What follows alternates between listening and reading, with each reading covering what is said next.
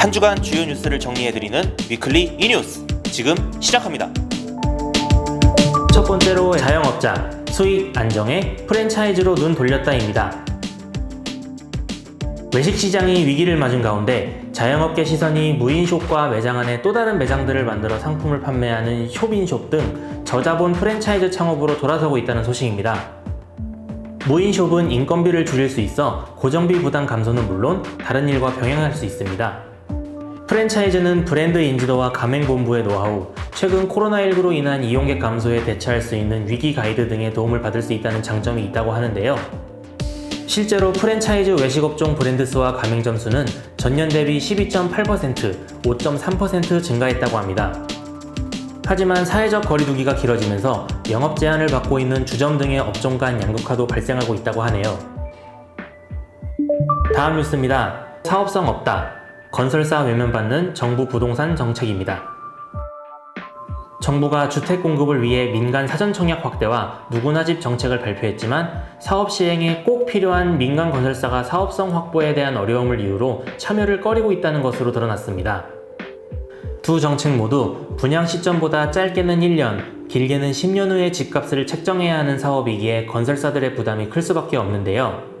실제로 시공평가 50 이내 20개 건설사에 확인한 결과 누구나 집 사업을 긍정적으로 검토하고 있는 건설사는 단 한 곳도 없었습니다. 이 같은 업계의 반응에 정부는 분양가 상한제를 포함한 각종 인허가 규제 완화 등을 내세우며 업계 달래기에 나섰지만 정책 일관성을 해친 건설사와의 거래라는 비판을 피하기에는 어려워 보입니다.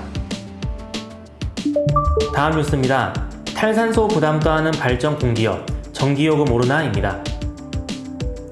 정부의 탈산소 기조에 따른 유연탄 및 원자력 발전 비중이 지속적으로 줄어들고 있는 가운데 타 발전원 대비 발전 단가가 높은 신재생에너지 구입 비용을 떠안은 발전 공기업의 부담이 가중되고 있는 것으로 나타났습니다. 13일 한전 및 산하 6개 발전자 회사의 영업 손실 규모는 약 3조 8,500억 원에 달할 전망으로 나타났습니다. 발전 공기업이 추산한 부채 규모는 오는 2025년까지 164조 4,797억 원까지 확대될 전망인데요. 이 같은 발전 공기업의 부담 악화의 배경으로는 정부의 과도한 탄소 중립 정책에 따른 지출 비용 확대로 풀이되고 있습니다. 이로 인해 적자 해소를 위한 선결 과제인 전기요금 인상이 다시 수면 위로 떠오르고 있는데요. 일각에서는 전기요금 인상이 이뤄지더라도 한전의 즉각적인 차질 개선은 불가능할 것이라는 시각도 있습니다. 마지막으로 준비한 소식은 NC, 리니지 과금 유도 이벤트로 구설입니다. NC소프트가 신작 흥행 실패와 이용자 불매운동 등 잇따른 악재 속에 무리한 이벤트 진행으로 구설에 오르고 있습니다. NC소프트는 지난 1일 자사게임 리니지 이용자를 대상으로 드래곤의 보물상자 이벤트를 시작했는데요. 약 2달간 새로운 현금 구매 아이템과 사냥터를 추가하고 고레벨 이용자를 빠르게 성장할 수 있도록 했습니다.